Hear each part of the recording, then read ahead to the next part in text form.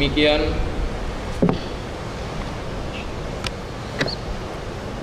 itulah tadi ya tampilan yang telah dibuat oleh tim kreatif dari MSTM Polda Riau yang melatar belakangi salah satu kenapa kita mengadakan acara Tabligh Akbar bertemakan kokohkan iman melawan perang pemikiran. Alhamdulillah sini sudah hadir Ustaz Dr. Mawadi Muhammad Soleh SMA dan Ustaz Gregorianto SPI, dan ada satu pertanyaan yang menarik ketika kita melihat video dari tampilan latar belakang kita ini, Ustaz. Untuk Ustaz Mawadi, apakah di dalam Al-Quran dan di dalam hadis apakah sudah ada mengenai yang menceritakan mengenai keberadaan dari perang pemikiran ini, Ustaz? Apakah perang pemikiran ini baru terjadi baru zaman sekarang ini saja atau sudah ada sejak dahulunya, Ustaz? Pada Ustaz kami persilakan. Ya. Ustaz miknya sekali dua mikir. Sekali dua. Begitu. Bismillahirrahmanirrahim. Assalamualaikum warahmatullahi wabarakatuh. Alhamdulillahi rabbil alamin. Wassalatu wassalamu ala asyrafil anbiya'i wal mursalin wa ala alihi wa ashabihi wattabi'ina lahum bi ihsanin ila yaumiddin, amma ba'd. Terima kasih waktu yang diberikan kepada saya, kemudian yang dimuliakan oleh Allah Subhanahu wa taala, Bapak Ibu, khususnya adik-adik remaja, pemuda-pemudi yang hadir dalam acara yang sangat mulia ini. Dan saya ucapkan ribuan terima kasih kepada panitia. Ini panitianya semuanya dari kalangan syabab ya. Inilah sebenarnya syabab yang menjadi harapan, saya kira ini, dan saya yakin ini harapan semua kita, harapan orang tua, harapan masyarakat, harapan bangsa. Tentu sebelum itu semua adalah merupakan tuntutan daripada agama kita. Jadi anak-anak muda yang punya ghirah, yang punya kepedulian yang tinggi terhadap apa sebenarnya yang menjadi misi di dalam kehidupan kita ini. Jadi tema yang kita angkat pada siang hari ini adalah mengenai Al-Ghazwul Fikri, yang kita terjemahkan dengan perang pemikiran. Tadi saya dilontarkan pertanyaan, apakah di dalam Al-Quran ada menyinggung atau menjelaskan tentang permasalahan perang pemikiran yang akan dihadapi oleh umat Islam di dalam kehidupan beragama. Jadi pertama sekali untuk menjawab masalah ini, kembali kita kepada tugas manusia itu sendiri. Untuk apa manusia itu dihadirkan oleh Allah Subhanahu wa taala ke dunia ini? Kalau kita baca dalam Al-Quran, maka akan terungkaplah oleh kita, akan jelas bagi kita bahwa perang pemikiran ini merupakan, bukan ada atau tidak ada, tapi merupakan sunnatullah. Artinya satu hal yang sudah ditetapkan oleh Allah untuk kita. Jadi suatu hal yang tidak bisa kita hindari, satu hal yang mesti kita hadapi. Kenapa saya katakan begitu? Karena dalam Al-Quran itu Allah menjelaskan untuk apa kita dihadirkan ke muka bumi ini.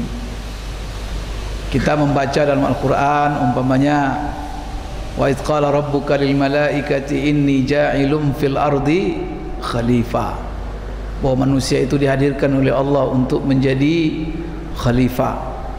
Kemudian kalau kita lihat lagi, untuk apa dihadirkan manusia itu adalah untuk memakmurkan bumi ini, membangun bumi ini, wasta'marakum fiha. Kalau kita lihat juga dalam Al-Quran, bahwa manusia ini dihadirkan oleh Allah ke dunia ini untuk mengemban amanah. Maka kita baca ayat Al-Quran, inna aradna al-amanata 'ala as-samawati wal ard wal jibal fa abaina an yahmilnaha wa ashfaqna minha wa hamalaha al-insan. Ini tugas-tugas, fungsi-fungsi dan apa sebenarnya untuk apa manusia dihadirkan. Salah satunya juga yang diulang-ulang oleh Allah dalam Al-Quran. Untuk apa Allah menciptakan kita di atas muka bumi ini? Seperti umpamanya di dalam surah Al-Insan, Allah menjelaskan kepada kita, inna khalaqnal insana min nutfatin amsyajin nabtalihi faja'alnahu sami'an basira. Kami menciptakan manusia itu dari setetes air yang bercampur.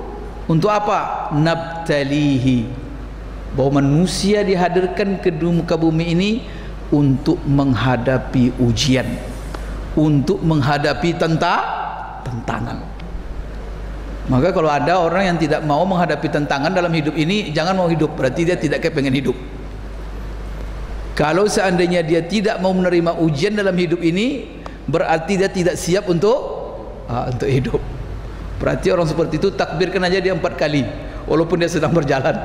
Kenapa? Berarti dia tidak siap untuk, karena hidup itu sendiri oleh Allah untuk yang disebut dengan ibtila, yaitu menerima cobaan, menerima ujian. Maka di sini kami ciptakan manusia. Itu kata Allah itu. Dari apa dia ciptakan? Dibuat asal manusia itu oleh Allah dijelaskan min nutfatin amsyajin, setetes mani yang bercampur antara laki-laki dan perempuan. Untuk apa? Nabtalihi, kami ciptakan dia agar kami coba, agar kami uji. Karena Allah kuasa. Kalau seandainya dia kosongkan kita ataupun dihindari dari kita semua tantangan, Allah kuasa. Allah kuasa untuk menciptakan dunia ini tanpa tantangan, tanpa ada ujian, tanpa ada musuh. Itu Allah kuasa. Maka adanya ujian, adanya tantangan, siapa menciptakan untuk kita? Allah. Maka dengan ayat ini apa? Itu berarti sunnatullah. Coba dalam ayat lain, alladzi khalaqal mauta wal hayata liyabluwakum. Allah ciptakan, dialah yang menciptakan mati dan hidup. Untuk apa kita hidup? Untuk apa kita ada mati, ada hidup? Liyabluwakum, supaya kamu dicoba. Bala itu ibtila, atau dalam kata lain ikhtibar, imtihan. Kemudian coba dalam ayat lain lagi Allah katakan apa? Wa nabluukum bil khairi wasyarri fitnah. Kami uji kamu dengan yang baik, dengan yang tidak baik sebagai fitnah, ujian. Berarti ya memang semua yang kita hadapi dalam kehidupan ini adalah ujian. Dan Allah juga sudah jelaskan apa bentuk-bentuk ujian, materi-materi ujian yang akan kita hadapi. Allah sudah jelaskan semua. Allah sudah jelaskan materi ujiannya, dan Allah jelaskan apa hebatnya itu ya. Biasanya Bapak Ibu sekalian, kalau kita ujian itu hanya soal-soal dikasih tapi kuncinya nggak dikasih, ya kan? Baru ujian. Tapi Allah Subhanahu wa ta'ala kepada kita sudah ditunjukkan soal-soalnya, kemudian ditunjukkan pula kunci-kuncinya, jawabannya. Cuman saja kunci jawaban ini tidak di pedoma, akhirnya menjawab sendiri. Atau apa? Tidak tahu dia bahwa dia sedang diuji. Sehingga apa? Larut. Kalau sudah ada ujian, yang namanya aja ujian, ada orang sukses, ada orang gagal. Maka dalam Quran itu ada al-faizun, ada al-khasirun, ada muflihun, ada orang yang khaibun. Itu semuanya apa? Ada orang yang gagal, ada orang, kalau orang sukses itu disebut faizun, itu gemilang, sukses. Kemudian ada disebut muflihun, orang-orang menang, aflaha. Tapi apa? Ada pula laqad khasiral ladzi, rugi, gagal. Wa qad khaba, khaba itu juga gagal. Maka dalam Quran itu apa? Banyak sekali kata-kata yang menunjukkan bahwa kita itu apa? Kita diuji. Kata-kata ujian itu. Apa bahan-bahan ujian yang telah diberikan oleh Allah kepada kita? Kalau kita mau tahu apa bahan-bahan ujiannya, apa soal-soal ujiannya, baca Quran, baca sunnah Rasulullah SAW, akan tahu kita. Umpamanya apa? Salah satu bahan ujian yang diberikan oleh Allah kepada kita adalah diri kita sendiri. Ini bahan ujian ini. Terus sebabnya apa? Orang yang paling berat ujiannya itu diri sendirilah. Maka orang kadang-kadang kalau dia menghadapi musuh gampang, kalau musuh luar eksternal dirinya. Tapi kalau sudah menghadapi diri, di situ banyak gagal. Karena orang tidak mau dia kadang-kadang untuk dia Bapak Ibu sekalian, adik sekalian, dia kadang-kadang menjaga gengsi diri, menjaga apa. Jadi di sini, kalau dalam diri manusia itu ada nafsu. Kemudian dalam diri manusia juga ada jiwa. Kan ada nafsu-nafsu namanya nafsu ammarah bisu. Itu semuanya adalah ujian. Kemudian juga ada ujian yang disebut dengan itu internal ya, internal dalam diri manusia. Kemudian ada ujian yang disebut dengan ujian eksternal. Yang paling banyak diulang-ulang oleh Allah. Umpamanya apa? Ketika Allah menyuruh kita untuk komitmen.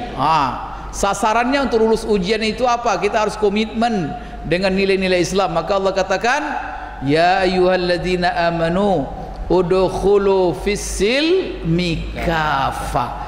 Coba. Kemudian apa lagi? Wala tattabi'u khutuwatis syaitan. Suruh kita komitmen dengan agama ini secara menyeluruh. Kuncinya apa? Ujian ini. Jangan kamu ikuti langkah-langkah setan. Kenapa? Setan itu innahu lakum aduwwum mubin. Disebut itu. Maka setan iblis merupakan musuh. Dan juga coba dijelaskan oleh Allah bagaimana dia bekerja dalam diri manusia. Kita baca ayat dalam ayat sesurat yang sangat simpel sekali. Qul a'udzu birabbin nas malikin nas ilahin nas min syarril waswasil khannas allazi yuwaswisu fi sudurin nas. Cara kerja setan itu sendiri ditunjukkan oleh Allah Tuhan. Yuwaswisu fi sudurin nas. Siapa dia? Minal jinnati wan nas. Banyak sekali. Jadi caranya gampang, nanti cari kata setan dalam Al-Quran kan sekarang gampang itu. Di internet itu cari kata setan, di mana saja. Di situ nanti kalau setiap baca ayat setan, di situ ada pelajaran. Kadang-kadang di situ apa? Bagaimana caranya dia? Kemudian apa pesan-pesan yang dibawanya? Apa bisikan-bisikannya? Kemudian apa efek kalau mengikuti dia? Itu aja isinya.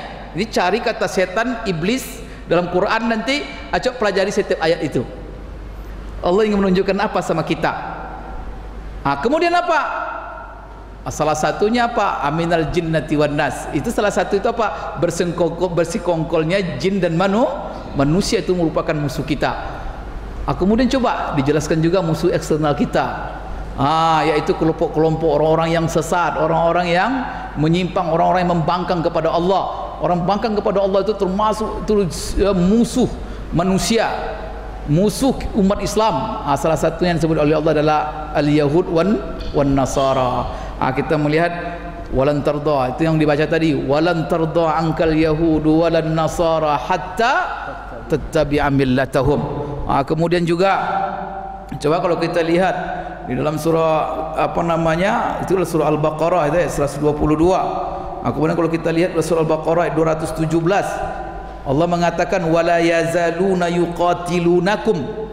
Mereka akan senantiasa memerangi kamu hatta yaruddukum andinikum inistata'u wa may yartadid minkum andinihi fayamut faulaika habitat a'maluhum fid dunya wal akhirah wa ulaika ashabun nari hum fiha khalidun. Kemudian juga ini pemikiran juga, wa in tuti aksara man fil ardi yudilluka an sabilillah. Jadi perang pemikiran ini sebenarnya sudah ditunjukkan oleh Allah dalam ayat yang selalu kita baca tiap hari. Tiap hari kita baca, dan bukan tiap hari, setiap rakaat solat kita. Itu isinya adalah mengingatkan kita kepada keberadaan bahayanya perang pemikiran. Apa itu? Yaitu dalam surah Al-Fatihah, di ujung ayat itu kita membaca ihdinas siratal mustaqim siratal ladzina an'amta alaihim ghairil maghdubi alaihim waladdallin. Maka kalau kita baca bagaimana Allah mengingatkan kepada kita tentang ghazwul fikri ini, perang ideologi ini, itu dari di surah Al-Fatihah itu Allah sudah ingatkan, dan kita baca tiap hari dalam setiap rakaat salat. Tunjuki pada jalan orang-orang yang benar, ideologi orang-orang yang benar. Siapa mereka? Para nabi, orang-orang yang saleh, para ulama, syuhada. Kenapa? Ya Allah, jauhi kami dari ideologi, cara hidup, tipu daya orang-orang yang engkau kutuk mereka, orang-orang yang sesat. Siapa mereka itu? Ahli tafsir mengatakan rata-rata ghairul maghdubi alaihim itu adalah Yahudi, waladdallin itu adalah Nasara. Sekira itu ya pandangannya. Iya, jadi sekarang kembali ke Anda, bagaimana cara metode-metode dari musuh-musuh umat Islam ini? Ya, jadi tadi ada dua yang dijelaskan oleh Ibnu Qayyim. Ini disimpulkan. Yang pertama adalah dengan metode syubhat namanya, menanamkan syubhat. Yang kedua adalah menggeborkan, mengobarkan yang disebut dengan syahwat. Jadi satu syubhat, satu syahwat, dekat-dekat itu. Dua ini aja lah. Coba kita kaji sekarang apa yang mereka lakukan, dua ini aja. Yang pertama menyebarkan yang disebut dengan syubhat. Syubhat ini banyak metode mereka. Maka ideologi-ideologi yang mereka pertama yang mereka yakini, kemudian yang mereka tebarkan di dalam tubuh umat Islam, itu semuanya adalah bentuk syubhat tadi, seperti liberalisme, kemudian sekularisme, kemudian westernisasi, kemudian yang menjadi kendaraan mereka itu sebenarnya menyatu semua itu. Kolonialisme, imperialisme, kemudian di situ ada namanya semacam westernisasi atau studi yang disebut orientalisme. Orientalis, kemudian nanti di situ apa? Juga akan membonceng di situ yang disebut dengan kristenisasi. Ini semuanya satu apa? Sebenarnya satu semuanya itu, bersatu ini. Dia mulai kolonial, imperialis, kemudian apalagi dibaringi nanti diboncengi oleh studi orientalis, kemudian kristenisasi. Ini empat ini, westernisasi itu Yahudisasi itu. Sebenarnya kalau apa itu Yahudisasi. Kenapa saya katakan begitu? Pertama ya, dulu mereka ini untuk zaman kontemporer ya, beberapa tahun sebelumnya itu pertama dengan kolonial. Karena masalahnya mereka setelah mereka kalah dalam perang salib, maka mereka meyakini umat Islam tidak mungkin dihadapi dengan fisik. Karena mereka berbagai peperangan yang mereka arungi, umat Islam selalu gagal dan kalah. Maka mereka katakan, ini kalau umat Islam dihadapi fisik tak bisa. Karena umat Islam itu kalau dia berjihad perang, dia cari mati. Kalau orang lain selain Islam dia cari hidup. Gimana itu? Orang perang cari mati kan ngeri itu menghadapinya. Karena masalahnya bagi umat Islam, kalau dia perang dengan musuh Islam di medan perang, itu dia cari mati, yaitu mati syahid mereka. Maka ngeri. Jadi umat Islam itu kalau perang dulu di zaman-zaman sahabat, zaman-zaman khilafah Islamiyah, itu dengar aja itu musuh-musuh Islam itu, umat Islam berangkat itu mereka sudah kabur itu. Nah, luar biasa. Ini nggak mungkin. Setelah mereka kalah dalam perang salib itu, mereka robalah strategi perang mereka bagaimana menghancurkan umat Islam. Dari situlah mulainya perang yang disebut dengan ghazwul fikri, yaitu perang pemikiran ini. Setelah perang fisik mereka, apa yang mereka cara-cara mereka itulah kolonial, penjajahan. Maka umat Islam ini dengan penjajahan ini apa yang mereka usahakan? Yaitu pertama sekali mengotak-ngotak umat Islam, mengadu-ngadu domba umat Islam. Karena mereka tahu bahwa kekuatan umat Islam itu sebenarnya ada di dalam apa? Persatuan dan kesatuan mereka, yaitu ikhwah. Maka dalam ajaran Islam itu intinya apa? Innamal mu'minuna ikhwah. Kemudian mereka tahu wa'tasimu bihablillahi jami'an wala tafarraqu. Maka mereka tahu wazkuru ni'matallahi 'alaikum iz kuntum a'da'an fa'alafa baina qulubikum fa asbahtum bi ni'matihi ikhwana. Maka Allah sudah jelaskan semua. Mereka juga baca Quran rupanya. Nah, ini kekuatan umat Islam. Tahu mereka itu bahwa kekuatan persatuan. Dengan kolonial pecah belah umat Islam, runtuh khilafah Islamiyah, umat Islam di kota-kota. Setelah itu dibuat negara-negara. Kemudian apa? Dibuat permasalahan di setiap perbatasan. Akhirnya apa? Mereka tak perlu lagi merangan umat Islam. Umat Islam sendiri perang antara mereka. Begitu hebatnya cara-cara mereka itu. Setelah itu apa? Kolonial ini diboncengi oleh orientalisme. Orientalisme ini apa? Mereka sediakan orang-orang pakar mereka untuk apa? Mengkaji Islam dan mengkaji masalah Timur Tengah, karena Islam itu sumbernya di Timur Tengah. Kajian Timur Tengah dan Islam atau orientalis itu untuk apa? Mencari dari mana celahnya masuk untuk menghancurkan umat Islam. Dia kaji umat Islam itu, dia kaji ajaran Islam, bahkan banyak mereka yang hafal Quran. Jadi ingat ya, itu strategi mereka. Setiap ada penjajahan ada orientalisme. Maka seperti Indonesia umpamanya masuk Belanda, dia ciptakan seorang sosok yang namanya Sunok Hagronya itu orientalis itu. Orang yang disuruh, yang dibayar oleh Belanda untuk belajar Islam, hafal Quran dia, kemana-mana pakai jubah dia, pakai tasbih dia. Ke Mekah itu berulang-ulang dia. Tapi apa? Dia orang yang disengaja dibentuk. Kemudian apa? Dilakukan syubhat di situ. Di mana umat Islam bisa dikelabui dari ajaran Islam itu sendiri. Itu coba munculnya juga Mirza Ghulam Ahmad, yaitu Ahmadiyah. Itu Inggris menjajah India. Di situ mayoritas umat Islam, dan juga apa? Boncengi dengan selalu orientalis. Maka orientalis dengan kolonial tidak bisa pisahkan. Ini bentuk ghazwul fikri. Apa mereka apakan? Tashkik. Maka dengan syubhat ini apa gunanya? Tashkik, untuk meragu-ragukan umat Islam. Coba apa studi mereka buat? Yang pertama yang mendasar tentang dalam tubuh umat Islam sendiri. Perkeraguan itu tashkik, namanya itu syubhat. Apa? Yang pertama, kena pedoman umat Islam itu adalah Al-Quran. Maka studi orientalis yang pertama itu tentang Quran. Bagaimana supaya umat Islam ragu dengan Al-Quran. Itu pertama itu. Maka kalau kita baca apa tulisan-tulisan orientalis itu, pertama itulah diserangnya Al-Quran. Bagaimana cara-cara bentuk-bentuk mereka menyerang Al-Quran? Kadang-kadang mereka apa? Pertama sekali diantaranya apa?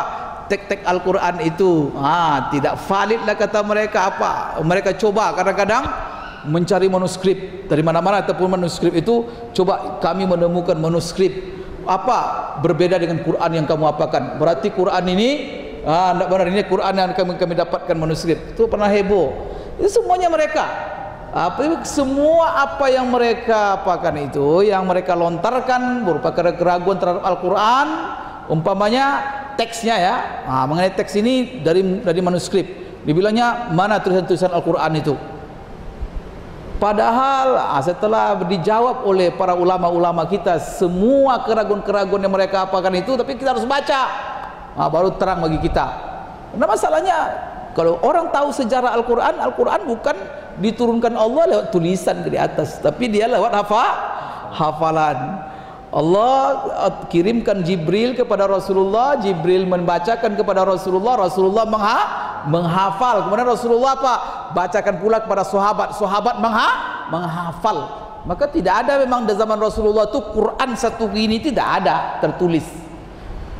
Ini baru ada satu Quran seperti ini di zaman Utsman bin Affan. Tapi Quran keseluruhan ada di mana? Ada di Tapi Quran Rasulullah hafal, sahabat itu rata-rata hafal Quran, sehingga terkenal sahabat penghafal Quran. Ini Quran itu tidak bisa diapakan, ditipu teksnya. Kenapa? Dia bukan ditulisan, tak bisa diubah tulisannya, karena di siapa? Quran itu dalam dada. Dan itu dinukil secara mutawatir namanya. Yang menukil bukan satu orang, dua orang, tapi ribuan orang, ratusan ribu orang. Maka Quran itu semuanya sampai kepada kita dengan cara mutawatir. Mutawatir itu apa? diyakini, tak mungkin satu huruf pun itu ada diragukan walaupun 0 sekian persen. Tapi ini bagi kita yang tahu sejarah Al-Qur'an, maka mereka gimana teks Al-Quran sudah tidak bisa, karena mereka katakan begini, untuk melemahkan Al-Quran, coba kiraat Quran itu banyak, ada kiraat sab'ah. Ini gimana ini Quran macam-macam kiraatnya. Setelah itu dibantah pula bahwa kiraat itu adalah Al-Quran itu sendiri. Tapi ini semuanya bagaimana kita supaya tahu untuk apa? Kita tahu baca jawaban-jawaban ulama kita. Sehingga apa? Tidak juga apa. Kemudian apa lagi kata mereka? Tidak berhasil mereka mengatakan teks Al-Quran itu valid. Kemudian tidak berhasil mereka dengan cara masuk kepada kiraat. Kurang apa? Masuk pula mereka dengan cara lain. Ini kerja orientalis semua. Yang kadang-kadang apa? Untuk menyebarkan ini, tak mereka yang melakukan. Disuruhnya orang-orang Islam, dikasih beasiswa orang Islam yang cerdas-cerdas, dipilih-pilih di negara, suruh belajar ke sana, dikasih biaya. Kemudian nanti didiktekan. Setelah pulang-pulang mereka menjadi corong-corong. Itu yang kita hadapi. Itu bentuk wazul fikih yang luar biasa itu. Sehingga dia kemudian apa? Disengaja mereka jadi tokoh-tokoh di negara-negara itu, sehingga menjadi panutan, sehingga apa? Sesat dan menyesatkan manusia. Gimana belajar Islam di Yahudi? Mana itu? Allah sudah kata orang Yahudi ngajar dia Islam. Asal itu apa didiktekan Yahudi itu disebarkannya di apa? Kemudian mereka menjadi tokoh ternama di negara kita. Itu yang gawat, dan itu dilakukan mereka bukan Indonesia saja, di seluruh negara yang mayoritas Islam. Apa salah satu yang mereka apakan? Sekarang kan kolonial itu salah satunya apa? Melemahkan umat Islam. Mereka berusaha memiskinkan umat Islam. Kalau umat Islam itu maka dikeruk kekayaannya. Belanda itu habis Indonesia ini dibuatnya. Negara yang sekaya ini habis diangkutnya kekayaan kita. Amsterdam itu dibangun dari kekayaan Indonesia. Itu sebenarnya orientalis. Di situ ada peran orientalis, kristenisasi. Coba bagaimana mereka sekarang mereka buat lagi, sudah miskin. Jadi umat Islam itu ya, ini anak muda ini paham kalian ini. Pertama sekali mereka dengan cara ghazul fikri ini ingin memiskinkan umat Islam. Miskin hati, miskin jiwa, miskin materi. Bagaimana cara memiskinkan anak-anak Islam sekarang? Caranya apa? Dibuai mereka dengan hal-hal yang tidak bermanfaat dan produktif. Dibuai mereka dengan bola, dibuai mereka dengan musik, dibuai dengan mereka dengan sinetron, dibuai mereka. Kemudian yang diidolakan itu artis semua menjadi artis. Menjadi artis untuk apa? Jadi artis. Kemudian apa? Yang diidolakan itu apa? Yang joget-joget kayak monyet. Ini itu kan. Pagi-pagi coba lihat acara TV itu. Pagi-pagi sudah berjoget. Astagfirullahaladzim. Ini manusia nih. Monyet aja tak berjoget dia pagi. Monyet itu udah kenyang dari berjoget. Astagfirullah. Ini pagi sudah berjoget dia, pegang gitar dia. Ini manusia dia itu apa? Nah ini mohon maaf saya ya. Ini sudah keterlaluan manusia ini sekarang. Pagi Pak pegang gitar. Ayam aja ada pegang gitar. Ayam kalau sudah kelukan yang cari makan dia dulu. Burung coba cari makan dia, ya kan? Ular apa pagi-pagi keluar dia. Tak ada makhluk di dunia ini pagi-pagi setelah bangun tidur itu bergitar. Ini nggak tahu negara ini diurus gimana ini. Ini menteri infokomnya di mana perginya? Kok udah ditegur itu? Ini manusia Indonesia ini jadi bangsa apa? Kalau saya teliti ini bahaya ini. Jadi Bapak Ibu coba lihat. Oleh mereka itu dimiskinkan. Maka apa? Anak muda kita bola saja jadi kaya, jadi bola itu. Dan berapa orang yang akan jadi apa itu? Kemudian juga kalau setiap hari pikirannya musik, pacaran. Jadi apa? Maka miskin jiwa. Tak ada. Anak-anak sekolah tidak nyambung. Kadang gurunya ngajar capek ngajar. Guru tadi mana? Otaknya tadi mana? Sehingga Bapak Ibu sekarang bilang apa? Sekarang tuh susah sekali guru mengajar anak-anak sekolah. Kenapa? Namanya itu kalau saya katakan HP itu sinyalnya sudah rusak. Tak ada sinyal lagi. Kenapa? Karena dihantam harddisknya oleh virus yang luar biasa sekali. Virus-virus itu adalah virus-virus sinetron, virus musik, virus itu semuanya menghancurkan. Sehingga susah sekali masukkan ilmu pengetahuan. Maka Imam Syafi'i mengatakan ilmu itu cahaya. Kalau orang sudah maksiat virus saja dalam dirinya, ilmu tak masuk. Kalau sudah dipenuh virus kita, udah miskin. Tamat sekolah bisa apa? Jadi gelandangan, jadi apa? Sekarang sudah miskin, yang namanya orang miskin. Akidah pun dijual gara-gara satu bungkus super. Gampang lagi. Itulah. Bagaimana kalau dengan hermeneutika dan fikih agama itu yang masuk produk dari hermeneutika ya? Jadi gitulah. Tunggu saya. Jadi tadi pertama memiskinkan, yang kedua miskin jiwa apa? Memperbodoh.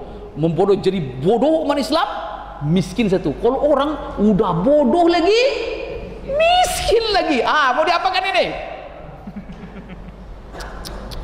La ilaha illallah. Mau kalian begitu? Kalau tidak mau jangan nonton sinetron. Jangan nonton bola. Bola itu program pembodohan satu, pemiskinan satu. Dan itu adalah apa? Ajang judi mereka besar-besaran. Itu ajang kapital itu. Maka kalau sudah judi, di situ semua apa, kalau sudah bola, di situ judi. Di situ apa lagi? Ya, kalau kita menjadikan bola sendiri tak haram sebenarnya. Gitu apa? Tapi sekarang kalau dunia enggak itu. Kalau sudah ada pertandingan bola dunia itu jangan dikirakan olahraga, itu enggak. Itu judi triliunan itu. Ketika di Afrika Selatan kemarin, coba Afrika Selatan kan bola dunia kemarin di sana kan? Berapa Nelson Mandela itu mendatangkan kondom untuk ketika apa? Ketika persiapan katanya. Persiapan pertandingan bola kok kondom? Astagfirullahalazim. Apa hubungan kondom dengan main bola? Karena rupanya pelacur-pelacur tingkat dunia semua ke sana. Gawat, bukan ajang main bola saja. Ajang seluruh maksiat, perbuatan bejat itu di situ semua. Kemana kita mengidolakan bola? Maka saya sendiri tidak mau menonton bola, itu dosa saya rasanya. Kalau pertandingan bola Indonesia, kenapa? Karena seolah-olah kita mendorong mereka untuk melakukan. Tapi kalau saat ini kita olahraga biasa, apa ya silakan, memperkuat fisik untuk mengisi waktu kita yang apa. Tapi kalau sudah diajak ajang maksiat, jangan. Kemudian kalau sudah miskin ya, sudah bodoh seperti itu dengan bola, dengan musik, bangsa ini jadi apa nanti? Maka menjadi bangsa ketergantungan, semuanya diatur orang. Maka kita gaya anjing yang diikat, diseret ke sini, diseret ke sana, kekayaan kita apa kata mereka, wah ini berbahaya sekali. Ini cara-cara Yahudi menguasai dunia. Karena Yahudi sendiri dengan Ghazul Fikri itu apa? Dalam Talmud mereka mengatakan seluruh bangsa selain Yahudi harus menjadi budak-budak mereka. Cara. Maka Yahudi itu ya tidak ada mereka yang menjadi artis ternama. Tidak ada Yahudi itu pemain bola. Yahudi itu semua yang serius mereka yang pegang. Kalau profesor di bidang apa saja Yahudi semua. Tapi kalau bangsa lain disuruhnya bermain yang sia-sia itu. Bola itu di situ, mereka di belakangnya itu. Tapi untuk apa? Untuk memperbodoh semua bangsa selain mereka. Kenapa program mereka memperbudak seluruh bangsa selain mereka? Karena dalam Quran sudah diceritakan itu. Itu adalah cara mereka untuk menguasai dunia ini dengan gampang. Maka ini kalau kita baca Quran ya tahu kita bagaimana. Maka Yahudi itu paling banyak diceritakan Allah dalam paling banyak. Sebentar Yahudi, sebentar kita baca Yahudi. Itu apakah kosong Allah ceritakan itu? Itu menunjukkan inilah musuh kita berbahaya. Sekarang dunia ini megang Amerika di belakang Amerika siapa? Tambah lagi sekarang umat Islam dikacau terus dengan HAM lah, dengan gender lah. Itu semuanya apa? Perang pemikiran. Semuanya adalah untuk menekan umat Islam, memperbodoh umat Islam, menjauhkan umat Islam dari Islamnya. Maka inilah harapan-harapan ini. Kemudian juga ada cara-cara mereka begini. Sudah miskin nanti, gini. Ada yang menarik itu oleh mereka itu kalau sudah dimiskinkan kita, sudah dibodohkan mereka, udah terbelakang kita, datang mereka gaya pahlawan. Kamu tuh miskin gara-gara masih baca Quran. Kamu tuh bodoh, kenapa? Kamu masih baca buku-buku ulama, masih apa? Kalau kamu mau maju gaya kami, kemudian diapakannya yang maju tuh gaya mereka katanya. Kalau enggak berarti bercelana tuh maju katanya. Campur bau tuh maju katanya kan? Yang namanya kemajuan itu sudah dikelabui pula. Apa yang disebut dengan maju? Apa yang disebut dengan peradaban? Padahal mereka tuh sekarang bangsa yang paling, kalau saya bilang ya, karena kemajuan itu bukan di gedung, bukan di penemuan apa, tapi maju itu dalam peradaban. Peradaban mereka semakin hancur. Mereka sekarang sendiri sudah risau sekarang. Risau mereka. Oleh karena itu sekarang ya, gejala yang luar biasa sekarang itulah wa makaru wa makarallah. Mereka buat tipu daya, tapi Allah kuasa. Sekarang apa? Islam bangkit di tengah-tengah mereka. Orang masuk Islam sekarang tak bisa dibendung lagi. Itu saya baca itu rahasia ketika terjadi apa namanya penyerangan gedung apa itu. Oh, itu kan sebenarnya kan Yahudi di belakang semua. Kalau kita lihat itu ungkapan-ungkapan sebagian orang yang apa, maka semuanya itu merupakan apa? Sebenarnya juga termasuk orang pemikiran. Sebab semenjak itu terjadi, coba dai-dai menyebarkan Islam ke Amerika di stop. Seluruh bantuan-bantuan yang menyebarkan, karena Islam luar biasa tidak terbendung. Sekarang di Amerika diprediksi orang tahun 2050 Eropa dan Amerika itu mayoritas Muslim. Itu prediksi orang. Kalau dilihat dari lajunya sekarang, gencar mereka berbuat, tetapi Allah juga tapi begitu semakin gencar serangan mereka apa kan, maka umat Islam semakin bangun. Dan saya kemarin pernah 3 tahun yang lalu saya seminar internasional di Bima. Kemudian di Bima itu pembicaranya ada 2 dari Belanda. Kemudian ada 1 orang dari Belanda. Ketika menunggu di pesawat, mau masuk pesawat, saya duduk dekat dia. Kemudian dia anggap siapa saya kan, karena saya juga seminar ketika itu tentang filologi. Jadi saya bukan sebagai ustadz situ tampil. Dia ceritakan, saya heran katanya, gagal kami di Indonesia ini katanya. Dia itu kita orang Belanda itu, gagal kami di Indonesia. Apa? Saya kira tahun 2000 ini orang tak ada yang berjilbab satupun lagi di Indonesia ini katanya. Tapi malah semakin hari semakin orang berjilbab. Karena dulu kan tahun 80-an jarang orang berjilbab, malah dilarang berjilbab sekolah. Sekarang semakin gencar, semakin apa? Tapi ketika apa? Jilbab sudah apa? Ada jilbab tua itu mereka masuk. Suruh orang berjilbab karaoke, disuruh orang berjilbab goyang-goyang. Ini cara iblis memang nih. Oleh karena itu kita perlu bekerja terus, kita meluruskannya ya, bekerja. Maka ini alhamdulillah tapi kita harus berjuang ya. Kita kokohkan terus.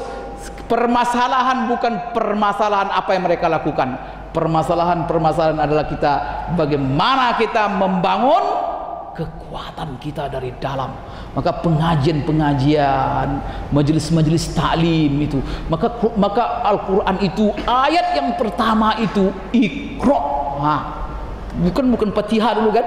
Iqra dulu supaya umat Islam ini sadar, supaya umat Islam ini menjadi umat yang peka membaca, supaya tidak mudah tertipu. Kalau sudah Iqra, taraktu fikum amraini ma in tamassaktum bihima lan tadillu abada. Ada 2 pusaka kita nggak akan risau bagaimanapun perang yang mereka gencarkan, karena kita sudah ditinggalkan 2 senjata oleh Rasulullah yang ampuh. Tapi kita mau pakai senjata ini atau tidak, itu aja lagi. Gimana pun senjata apa namanya perang yang digencarkan orang, kalau ini kita pegang, insya Allah.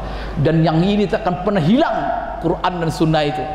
Maka sekarang kalau dibakar pun Quran itu oleh orang semuanya, kertas-kertas ini akan hilang Quran? Enggak. Masalahnya apa? Puluhan juta orang, barangkali mungkin sampai angka ratusan juta orang yang hafal Quran. Saudi itu saja Pak, setiap tahun dia mencetak penghafal Quran 1000 orang tiap tahun. Belum Mesir lagi, belum lagi Maroko lagi, belum Indonesia lagi. Di Indonesia sekarang marak sekali pesantren-pesantren penghafal. Kapan Quran itu akan hilang? Allahu Akbar. Tinggal kita mengkajinya, memahaminya, mengamalkannya. Kalau kita sudah amalkan itu, apapun yang namanya perang tak akan bermanfaat. Kenapa? Karena itulah benteng kita terakhir yang paling kokoh. Jadi saya ulang kembali 2 hal itu. Jadi pertama mereka masuk syubhat, tasykik. Tapi tasykik ini bagaimana kita menghadapinya? Caranya belajar. Kemudian yang kedua apa? Syahwat digelorakan. Sehingga apa? Otaknya nanti umat Islam itu anak-anak mudanya apa? Nafsu aja. Yang laki-laki mikirin cewek aja, yang cewek mikirin cowok aja. Gawat itu kalau ada cewek cowok aja dalam otaknya. Ayam aja tidak seperti itu. Ayam itu cuma mungkin berapa menit satu hari mikirin apa. Ini ada pula orang 24 jam cowok aja dalam otaknya. Nanti yang cowok yang cewek yang siapa? Nanti pegang HP. HP 24 jam HP. Saya itu aja isinya. Astagfirullahaladzim. Ini jadi apa orang seperti ini? Kalau sudah begini hancur kehidupan kita. Itu yang mereka inginkan. Jadi syahwat satu, syubhat satu. Kalau sudah diragukan agama, lari orang dari agama. Setelah itu apa? Syahwat aja. Kalau sudah itu adalah hancur itu. Maka apa? Lebih baik masuk tanah daripada hidup. Kalau itulah sudah syahwat aja yang pikirkannya, tak ada agama lagi, lebih baik masuk tanah saja. Tidak ada gunanya sebagai manusia itu. Kenapa? Karena yang melata di muka bumi lebih baik dari kita. Maka Allah katakan ulaika kal an'am bal hum adall. Mereka obahnya seperti binatang ternak. Kalau apa? Kalau sudah nafsu aja kita. Kalau sudah tidak kita baca ayat Allah. Karena di situ kan apa? Laqad zara'na li jahannam katsiran minal jinni wal insi lahum qulubun la yafqahuna biha wa lahum adhan la yasma'una biha wa lahum ayun la yubsiruna biha ulaika kal an'am bal hum adall. Kemudian dalam surah apa tekan? Laqad khalaqnal insana fi ahsani tsumma radadnahu asfala safilin. Tak ada gunanya lagi itu. Tapi insyaallah mulianya manusia dengan Islam. Kemanusiaan itu baru kita jaga dengan Al-Qur'an. Kalau kita ingin menjadi manusia, betul-betul manusia, hanya pegangan kita Al-Quran, pegangan kita sunnah Rasulullah SAW. Lari daripada dua ini, itu semuanya bukan memanusiakan manusia, tetapi pembinatangan manusia. Itu yang dibuat oleh mereka. Mau kita jadi apa? Pembinatangan manusia? Tidak. Biar mereka sendiri jadi binatang, kita tetap jadi manusia. Gimana? Al-Quran was sunnah. Terima kasih. Tadi kita ada hal yang aneh yang kita dapatkan seperti metode mengenai pedagogika. Oh ya, ya. Jadi begini, kenapa kata mereka itu kita terbelakang apa? Karena kita cara memahami Quran kita salah. Kita masih pakai cara-cara ulama-ulama memahami Quran seperti Ibnu Jarir Tabari, seperti Ibnu Katsir, seperti Qurtubi. Ya kenapa dibaca itu? Gara-gara baca itulah kalian ini terbelakang. Gara-gara itulah kalian miskin. Padahal miskin bukan gara-gara itu. Miskin gara-gara nonton aja. Miskinnya gara-gara apa? Joget aja kerjanya. Kemudian ada miskin. Nanti mereka datang pelawan. Sekarang coba, kalau kamu mau maju, buat seperti kami. Kami maju kenapa? Karena kami lari dari gereja. Kami buat aja liberal, kebebasan. Maka mereka kan Eropa kan maju setelah mereka tinggalkan gereja. Kalau kamu maju katanya tinggalkan masjid. Di Quran. Umat Islam dah. Umat Islam mundur malah apa? Kalau lari dari masjid, mundur umat Islam. Kenapa? Karena di masjid semua kita duduk di situ. Ini dunia ini dipegang oleh umat Islam dari masjid itulah. Kalau dulu kan gereja di abad-abad itu apa? Ilmu pengetahuan, tak boleh ada orang menemukan sebuah penemuan baru. Berapa banyak ilmuwan-ilmuwan yang dibunuh. Kenapa? Melakukan kreasi. Kalau Islam tak, malah disuruh berkreasi, disuruh membuat penemuan. Afala ta'qilun, afala tatafak. Kalau gereja lain, diikat semuanya itu. Maka negara agama namanya mereka dulu. Maka timbullah namanya apa? Civil secession itu. Apa namanya? Negara sivil yang disebut negara madani oleh mereka. Tapi kalau negara madani bagi kita lain lagi maknanya ya. Itu negara Madinah yang dibangun oleh Rasulullah sallallahu alaihi wasallam. Jadi kata mereka apa? Kalau kamu mau maju liberal. Itu mereka gencar-gencar mereka sekarang. Diundangnya apa? Toko-toko yang atas nama muslim dirinya. Pulang-pulang membawa ajaran sehingga membuat jaringan iblis liar katanya. Itu tuh. Itu bukan jaringan Islam liberal, itu jaringan iblis liar itu. Nauzubillah. Itu kenapa? Kena antek-antek iblis itu. Maka liberal apa di dunia? Maka mana ada istilah liberal itu? Bebas segala-galanya itu tidak ada. Karena kita ini tidak ada bebas ini. Kita ciptaan kita aja tidak bisa bebas. Waduh mau mancung apa? Tidak ada kita itu. Terpaksa kita. Pokoknya lahir kita mau mancung terima aja, ya kan? Tak ada bebas kita ini. Coba cuman saja dalam ajaran syariat ini kita diberi pilihan oleh Allah sebagai ujian. Siapa nanti menentukan orang yang takut, yang takwa, siapa orang yang tidak takut, kan itu. Jadi kata mereka, setelah mereka miskin, setelah apa, kamu salah membaca Quran. Kalau mau apa aja. Sekarang apa? Cara membaca Quran jangan begitu, pakai hermeneutik. Kan dia bilang gitu. Kalau kami kan pakai kitab suci kami, Injil apa itu, pakai hermeneutik kami, bukan pakai itu cara-cara kamu. Itu kami maju. Disuruhnya gitu, hermeneutik itu apa? Memahami Quran sembarangan aja, apa kata dia aja. Kan itu.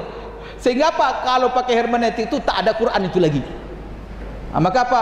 Jilbab itu bukan menutup aurat begitu. Maksudnya apa? Yang jilbab itu hati katanya. Itu hermeneutik itu. Solat itu bukan begitu, bukan solat begitu, itu tafsirnya tidak. Solat itu apa? Ingat Tuhan cukup, itu sudah gawat Pak. Bisa agama itu dibuatnya. Itu cara-cara itu. Sebenarnya apa cara mereka itu apa? Cara menghabiskan Quran. Kenapa? Karena cara itulah mereka gunakan untuk memahami Injil. Akhirnya apa? Mereka sendiri tak beragama sekarang. Enggak, gereja itu Pak ya, kalau di barat itu tak berisi. Minggu pun tak ada isi. Sekali seminggu cuma ada isi itu. Kalau masjid 5 kali sehari semalam, Masya Allah. Jadi yang membuat orang barat masuk Islam Pak, karena rumah ibadah yang didatangi oleh manusia 5 kali sehari semalam Pak, cuma karena mereka tidak mungkin ini orang 5 kali sanggup dia. Mereka sekali seminggu aja enggak. Maka sekarang Bapak Ibu, saya kemarin diceritakan siapa yang baru dari Eropa, itu gereja terbesar di sebuah wilayah kota di Amerika itu dijual menjadi masjid. Itu sekarang lagi nego, katanya sudah disetujui oleh Barack Obama. Itu gedung WTC, tempat lokasi gedung WTC yang hancur itu kan belum dibangun sekarang itu, dan itu sudah disetujui oleh Barack Obama akan dibangun masjid terbesar di Amerika. Ini kayaknya sudah satu hal ya, itu kan Allah membuat apa. Ini saya berita dari mana saya dapatkan kemarin, dia dari Amerika, diceritakan itu akan dibangun sekarang masjid terbesar nanti di Amerika. Itu bekas gedung WTC itu. Ini kenapa subhanallah ya, Al-Quran. Kalau Al-Quran itu berbeda Pak. Al-Quran itu kalau kita tafsirkan dengan ahli tafsir itu, semakin hari semakin nampak kebenaran, semakin tinggi ilmu manusia, semakin nampak kebenaran Al-Quran. Maka berapa banyak ilmuwan-ilmuwan barat itu masuk Islam gara-gara apa? Seperti memangnya kan ada, saya selalu contohkan ini Bapak Ibu sekalian, apa yang membuat janin itu terjaga dalam perut ibunya? Apa rahasianya? Jadi di barat itu ada seorang dokter di Jerman itu membuat eksperimen terus. Dia mencari apa sebenarnya. Maka dia temukan bertahun-tahun dengan alat yang sangat canggih, dia temukan ada 3 selaput yang sangat halus sekali yang melingkari janin itu. Itulah selaput yang membuat janin itu terjaga, dan itu tidak bisa dilihat kecuali dengan alat pembesar yang sangat canggih. Bertahun-tahun baru ditemukan, baru dia tulis ada 3 selaput. Setelah dia tulis, dia dibaca oleh seorang dokter Islam. Lalu dia bilang, apa yang kamu temukan itu sudah ada dalam Al-Quran. Dilihat kan ayatnya Pak. Setelah baca ayat itu direngunya, masuk Islam dia langsung. Masya Allah. Dia berpuluh-puluh tahun carinya baru ditemukan. Quran sudah menjelaskan. Allahu Akbar. Oleh karena itu cara mereka sekarang jauhi umat Islam dari Quran. Karena kalau Quran masih dibaca dan mereka pahami, Islam itu susah digoyang. Maka karena inilah rahasia kekuatan umat Islam. Maka sekarang Bapak Ibu sekalian, di Indonesia ini berhasil mereka. Maka sekarang coba di Indonesia ini berapa umat Islam? 200 juta. Berapa yang bisa membaca Quran, menafsirkan Quran, berapa orang? Kalau seandainya sekian orang, cuma berapa yang bisa baca Quran tapi bisa menerjemahkan, tak bisa menafsirkan, berapa orang cuma? Dan berapa bisa baca Quran tapi tak bisa menterjemah? Berapa? Kemudian berapa yang tidak bisa, yang bisa baca Quran sedikit-sedikit gitu. Kemudian berapa banyak tidak bisa baca Quran tapi tahu huruf hijaiyah, dan berapa banyak huruf hijaiyah pun tidak tahu, Quran pun tidak. Saya kira gayanya Indonesia ini umat Islamnya mungkin gaya yang terakhir yang paling banyak. Tak tahu huruf hijaiyah, tak tahu baca Quran. Artinya berhasil mereka. Silakan Islam tapi jangan baca Quran. Karena kalau paham Quran Pak ya, apalagi Bapak Ibu sekalian sampai ke tingkat menikmati Quran. Oh itu Bapak Ibu sekalian, itu kekuatan umat luar biasa. Maka ini adik-adik muda-muda ini ya, saya pesankan apa? Anda rugi dalam hidup ini kalau tidak bisa menikmati Quran. Itu tuh. Menangis dalam hidup ini kalau tidak bisa menikmati Al-Quran ketika membacanya. Saya dalam pengajian saya, satu kerugian besar dalam hidup kita ini kalau kita membaca Quran tidak bisa menikmatinya. Itu ya Allah, memang nikmat Bapak Ibu sekalian. Kalau kita paham ayat Quran, kita baca, Allahu Akbar. Ya gimana ini? Maka harus diperparat ini ya. Bagaimana Quran ini bisa kita pahami dan kita nikmati membacanya. Itulah sebab sahabat itu tak pernah lepas Quran dari apanya. Ada yang menamatkan Quran setiap hari sekali, ada yang menamatkan Quran sekali 3 hari. Tapi mereka itu takkan pernah lepas. Kenapa? Quran itu nikmat. Karena biar nak makan mereka tapi baca Quran. Sekarang dia tak baca Quran tapi makan. Itu masalahnya sekarang. Terbalik kita. Kalau generasi dulu enggak, biar tak makan tapi baca. Tapi ada pula orang tua-tua sekarang, dia tak baca Quran, dia tak makan asal merokok katanya. Itu lebih parah lagi itu. Lebih parah lagi Bapak Ibu sekalian. Allahu Akbar ya. Maka kalau dengan Quran ini hanyut kita Bapak Ibu sekalian. Allahu Akbar ya. Memang kalau paham Quran ini tak ada bermanfaat apapun serangan-serangan orang Pak. Tapi kalau sudah Quran dipegang, takkan ada mempan satupun. Sebesar apapun tipu daya mereka buat, karena Quran itu dahsyat dan Allah jadikan mukjizat abadi sampai hari kiamat. Itu yang kita pegang, itulah kebanggaan umat Islam ya.